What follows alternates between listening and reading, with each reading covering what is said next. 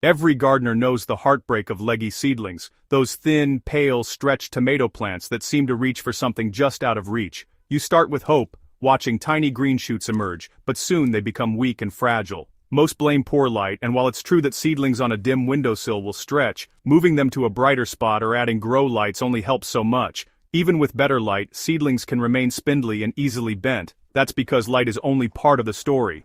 The real secret to strong seedlings lies in the soil, specifically in the nutrition available to those young roots. Leggy seedlings are often hungry seedlings, lacking the nutrients to build strong cell walls and roots.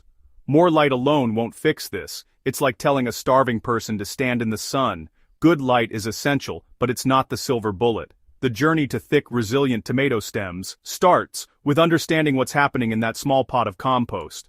It's about nutrition, providing the right building blocks at the right time. When you get this right, you move from disappointment to satisfaction, raising plants that are strong from day one. This is the foundation for a bountiful harvest, and it's simpler than you might think. Let's dig into what your seedlings really need. The solution is right beneath the surface.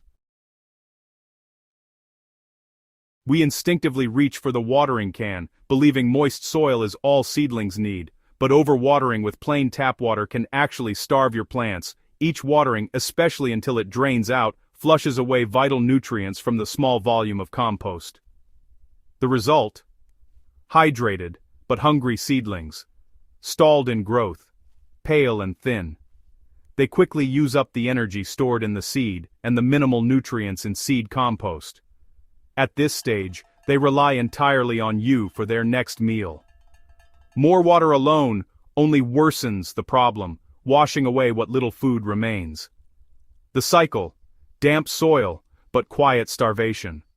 We need to rethink watering, not just as hydration, but as an opportunity for nutrition. Every watering should deliver gentle, consistent food, not just moisture. This isn't about harsh chemical fertilizers which can burn delicate roots. It's about a balanced, natural meal that supports growth from the ground up. Especially for seedlings with tiny reserves, every drop counts. Turn watering into nourishment. That's the key to strong, healthy plants. Let's see what nutrients matter most. Your seedlings are ready for more than just water. When we think of plant food, nitrogen comes to mind, but for young tomatoes, too much nitrogen means floppy, weak growth. Instead, focus on the holy trinity for seedling strength: calcium, potassium, and essential trace minerals. Calcium is crucial. It builds strong cell walls, just like it builds bones in our bodies. Without enough calcium, seedlings stay thin and fragile. Potassium is the regulator, helping move sugars and nutrients, and making plants more resilient to stress. It also helps control water loss, keeping seedlings efficient and healthy. Trace minerals, magnesium, boron, manganese, zinc, are needed in tiny amounts but are vital for countless plant processes. Magnesium, for example, is central to chlorophyll and photosynthesis. Without these, the whole system falters. Ensuring your soil has these nutrients, even in small amounts, is the secret to robust, vigorous seedlings. Forget just nitrogen. Think balance. Let's make a feed that delivers exactly what your tomatoes need. You can do it with simple ingredients from your kitchen. You don't need expensive fertilizers. Nature and your kitchen provide all you need. We'll make a simple, effective feed from 3 common scraps: eggshells, wood ash, and rice water. Save and dry eggshells, then grind them into a fine powder for calcium. Use only ash from untreated wood. Sieve it for potassium and trace minerals. Collect the water you use to rinse rice. It's full of starches and B vitamins that feed beneficial soil microbes. Combine 1 teaspoon eggshell powder and 1 teaspoon wood ash in a clean 2-liter bottle. Add your rice water, topping up with plain water if needed. Shake well and let it sit for 24 hours to infuse. This trio gives your seedlings calcium, potassium, trace minerals, and a boost for soil microbes. It's gentle, balanced, and sustainable. No harsh chemicals, just natural nourishment. This is gardener's alchemy, turning scraps into black gold. Your seedlings will thank you. Let's see how to use it for the best results. Application matters as much as preparation. After 24 hours, your secret feed is ready. Shake the bottle to mix the settled ingredients. Apply the feed when seedlings have their first true leaves, never before germination. Bottom watering is best. Place pots in a tray, pour in about an inch of feed, and let them soak for 15-20 minutes. This encourages roots to grow downward and keeps nutrients in the soil. Remove pots once the surface is damp and let excess drain away. Use this feed every 7 to 10 days or when the compost feels dry. Consistency is key, a little and often. Avoid overwatering. Seedlings should never sit in water for long. This gentle, regular feeding builds strength steadily, without shocking delicate roots. Strong stems start with careful, consistent care. Your seedlings will grow sturdy and resilient. Let's explore why this simple mixture works so well. The magic of this feed is in its synergy. Each ingredient brings something unique. Eggshells provide accessible calcium for strong cell walls and sturdy stems. Wood ash delivers potassium for metabolic function and stress resistance, plus trace minerals like magnesium and boron.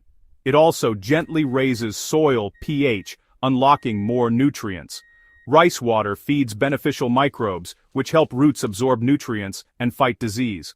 This isn't just fertilizer. It's a complete soil conditioner. The eggshells build structure, the ash supplies minerals, and the rice water supports a thriving microbial community. Together, they create a nourishing, living environment in each pot. It's more effective than chemical feeds because it supports the whole ecosystem. You're not just feeding the plant, you're building a healthy foundation. That's why your seedlings will thrive. But even with this method, a few cautions are needed. Let's avoid common mistakes.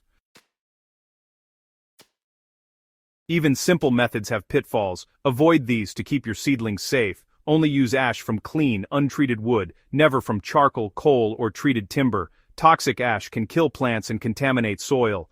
Stick to the recipe. 1 teaspoon each of eggshell powder and wood ash per 2 liters of water.